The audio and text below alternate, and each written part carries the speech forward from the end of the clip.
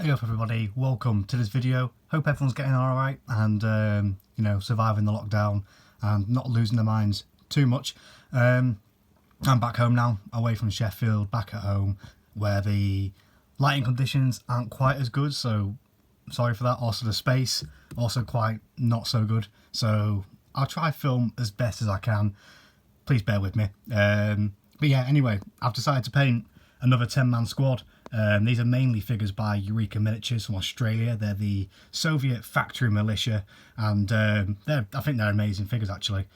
Quite cheap. The only expensive part was the postage to get it from Australia, but it wasn't too bad, you know. It was bearable. But they're really fun to paint up as well. They're based off a picture.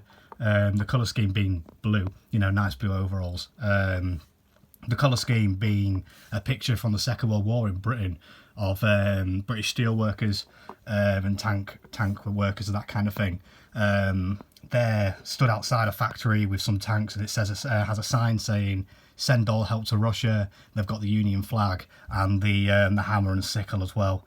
And I thought it looked quite nice, the blue, quite easy to paint up and somewhat effective, I feel. So it's got some really nice figures with the Budanovka, the kind of Russian Civil War helmet, and as the Sheffield People's Assault Column are definitely receiving aid from Russia. They've got the Soviet tanks, they've got a unit of Bolsheviks with them. It's probably about right that they're there with the Budanovkas and the kind of Soviet quilted jacket as well. I don't know the name for that because I'm not too into the World War II terminology, but they've got that really nice jacket there, and it kind of contrasts nicely with the blue overalls. I think it looks quite nice there.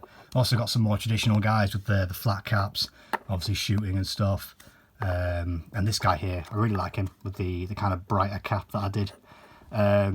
Yeah, it's a really fun unit to paint. And then there's also some other guys from the Footsore Miniatures Workers Militia headquarters, that being the NCO, with a nice little red star on his helmet, and the LMG gunner as well.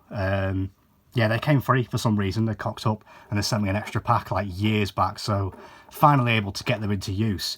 And I think it's a really nice looking unit actually. It's one of my better units I think I've painted for the socialist armies anyway. Let me know if you do like it.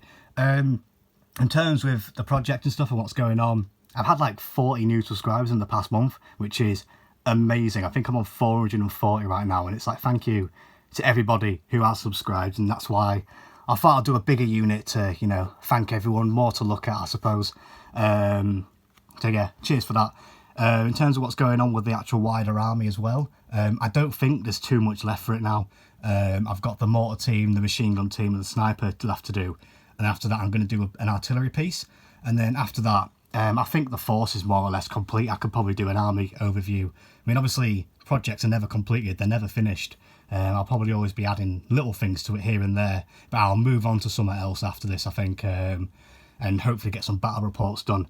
I don't actually have the fascist army with me. That's back at my mum's, and obviously with lockdown I'm stuck here. So I've got the socialist army with me, so I can't really get any battle reports out, but hopefully later on in the lockdown I can move over and to my mum's house, stay there for a long period of time and get a few battle reports out to keep you lightly entertained somewhat. But right now, just cracking on with the work, painting up the last few units, and then I think it'll be grand in terms of the socialist army.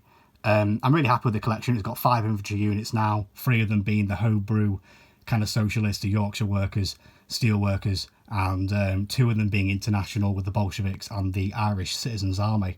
Yeah, I'm really happy with that.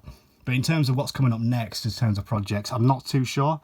I'd quite like to do a kind of skirmish Cold War game, like with the DDR, the East Germans, versus Americans or West Germans. Like, I just had this kind of idea in my head of a quite fun little skirmish game, like, you know, only 10 figures aside or something. I found some really nice models for it, so maybe that's something that could come up in the future. I could do in lockdown and maybe get a few games out of that. And it's going to be like Winter Soviets, but that's quite similar to what I've been doing right now, so I kind of want to do something completely different. And Cold War wargaming just sounds really out there. You know, you know, very British Civil War, quite niche. Although up until the new mod has come out for Hearts of Iron 4. I've got like 6,000 views now on my What is Very British Civil War video, and thank you to everyone that's watched that and supported it and stuff and stuck around and enjoyed the content since then. So yeah, I'll probably branch out and do like weird Third World War. I would have done Team Yankee, but again, that's quite big scale. I'm just looking for something, you know, kind of like individual combat rather than mass armies of tanks streaming across the German border.